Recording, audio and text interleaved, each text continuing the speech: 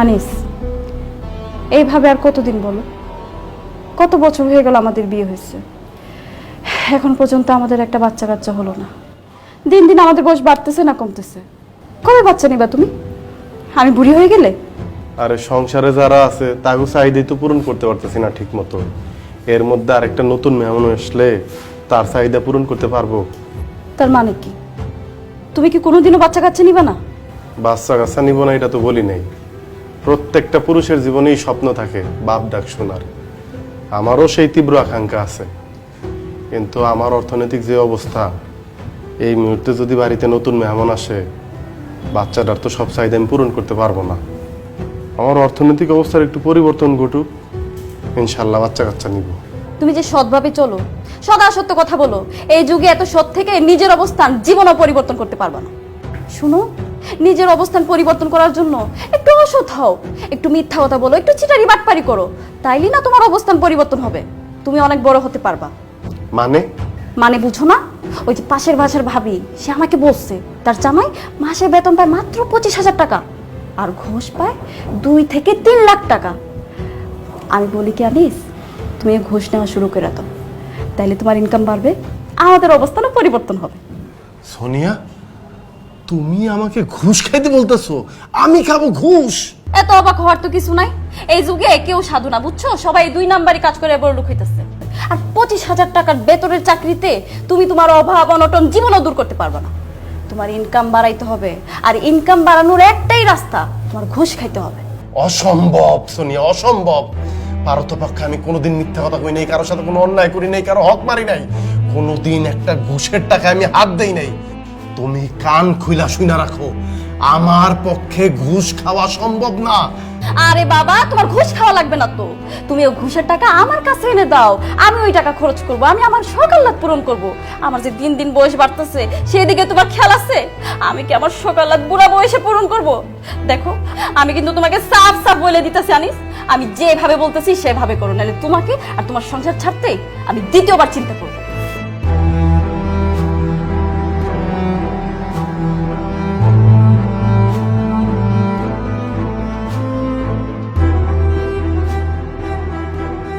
আনিস ভাই, আমার চাকরির কি ব্যবস্থা করলেন? ভাই আমার চাকরিটা লাগবো ভাই, আমার চাকরিটা না হইলে আমার গার্লফ্রেন্ডে ওর আব্বা অন্য জায়গায় বিয়ে দিয়ে দেবো, আপনি চাকরিটার একটু ব্যবস্থা করেন। না ভাই, আপনি তো ইন্টারভিউ ভালো দিচ্ছেন, কিন্তু সমস্যা হচ্ছে কি, স্যার এখন পর্যন্ত কিছু বলে নাই। স্যারের অন্য কোনো ক্যান্ডিডেট আছে কিনা সেটাও বুঝতে পারতেছি না। স্যার না বললে তো ভাই আপনার নেওয়া যাইতেছে না। আমি বুঝছি ভাই, আপনার বস কিসের জন্য রাজি হইতেছে না, মনে হয় টাকা লাগবে, তাই না ভাই? টাকা লাগলে আমি টাকা দেবো, তারপর আপনি আমার চাকরিটা দেন। এই যে ভাই, আমি লগে 1 লাখ টাকা নিয়ে আসছি, এই টাকাটা লোন, চাকরিটা হয়ে গেলে আমি আপনার আরো 1 লাখ টাকা দেবো, লোন ভাই। না, কি কোন ভাই, টাকা টুকা লাগবো না, চাকরি হইলে আপনার এমনি হইব, টাকা লাগবে না ভাই, আপনার টাকা নিয়ে যান। ভাই আমি তো আপনার ঘুষ দিতেছি না, আমি খুশি হয়ে দিতেছি, আপনি একটু চাকরির ব্যবস্থা করে দেন ভাই। নিজের অবস্থান পরিবর্তন করার জন্য একটু অসৎ হও, একটু মিথ্যা কথা বলো, একটু চিটারি বাটপারি করো, তাইলে না তোমার অবস্থান পরিবর্তন হবে, তুমি অনেক বড় হতে পারবা। মানে? ওই যে পাশের বাসার ভাবি, সে আমাকে বলছে তার জামাই মাসে বেতন পায় মাত্র 25,000 টাকা, আর ঘুষ পায় 2 থেকে 3 লাখ টাকা। আমি বলি কি আনিস, তুমি ঘুষ নেওয়া শুরু করে দাও, তাইলে তোমার ইনকাম বাড়বে, আমাদের অবস্থানও পরিবর্তন হবে। আনিস ভাই, কি ভাবতেছেন আপনি? লোন না, টাকাটা লোন ভাই, আমার চাকরিটা খুব দরকার, আপনি টাকাটা নিলেই আমার চাকরিটা মনে হয় হয়ে যাবে, লোন না। কেউ জানবো না তো? না ভাই, ভাই আমি আছি, কেউ জানবো না ভাই, আপনি আর আমি ছাড়া কেউ জানবো না, আমি কইলাম লোন।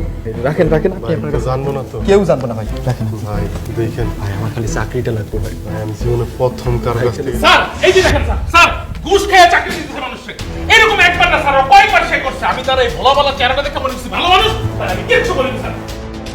স্যার আপনি যখন থেকে আমার প্রমোশন দিচ্ছেন এরপর থেকে সে ঘুষ খাওয়া শুরু করে দিচ্ছে স্যার। সে আরো কয়েকজনের থেকে ঘুষ নিচ্ছে স্যার, আমি এতদিন লজ্জায় শরমে কিচ্ছু বলি নাই স্যার। সেই যে হালাবোলা অসহায়ের মতো চেহারা করে রাখে না, সে আসলে অসহায় না স্যার, ও একটা ভটপট চিটার, একটা ঘুষখোর। ওর যে এরকম ঘুষ খায় যদি এমডি স্যার জানতে পারে, এই অফিসে তো বদনাম হয়ে যাবো স্যার, আপনারা আমার আমাকে সবার চাকরি নিয়ে টানাটা লেগে যাবো। ওরা একটা লাত্তি মেরে অফিস থেকে বাই করেন না কেন sir?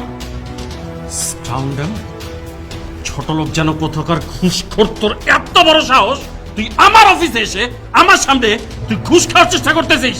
Sir sir sir sir sir একদম কথা বলবি না।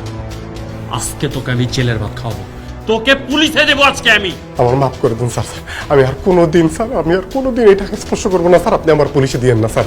তোকে আমি জেলের ভাত খাওয়াবোই, তোকে আমি পুলিশে দিবই আজকে। স্যার আমার বাবা অসুস্থ স্যার, আমার স্ত্রী স্যার, প্রত্যেকটা লোক আমার প্রতি নির্ভরশীল স্যার। স্যার আপনি যদি আমার পুলিশে দেন স্যার, আমার পরিবার এই সমাজে মুখ দেখাতে পারবে না স্যার। স্যার আপনি আমার মাফ করে দিন স্যার, আমার একবার সুযোগ দেন স্যার। শুধুমাত্র তোর বাবা মা তোর ফ্যামিলির কথা চিন্তা করে আমি তোকে পুলিশে দিলাম না, কিন্তু এই অফিসে তুই আর এক মুহূর্তের জন্য থাকতে পারবি না। এই মুহূর্তে আমি তোকে ফায়ার করলাম। Just get out from my office. না স্যার আপনি এই কাজটা করেন না স্যার, আমার ইনকামের উপর আমার পুরো পরিবার নির্ভরশীল। আমার বাবা মা অসুস্থ স্যার, ওনাদের চিকিৎসা, ওনাদের ওষুধ সব স্যার আমার এই স্যালারি থেকে স্যার।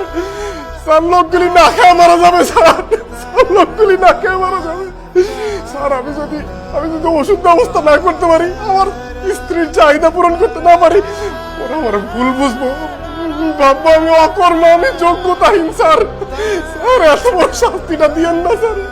স্যার আপনি পায়ে ধরি স্যার, আর কোনোদিনই ভুলবো না স্যার। স্যার ভুলবো না স্যার। স্যার যদি আজকে আমার চাকরিটা চলে যায়, স্যার আমার মানুষের দ্বারা দ্বারা হাত পাততে হইব স্যার।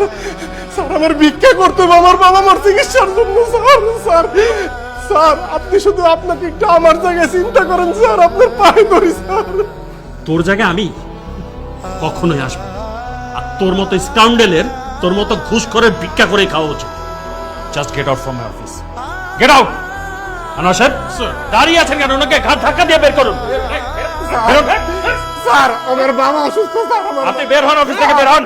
Sir sir ah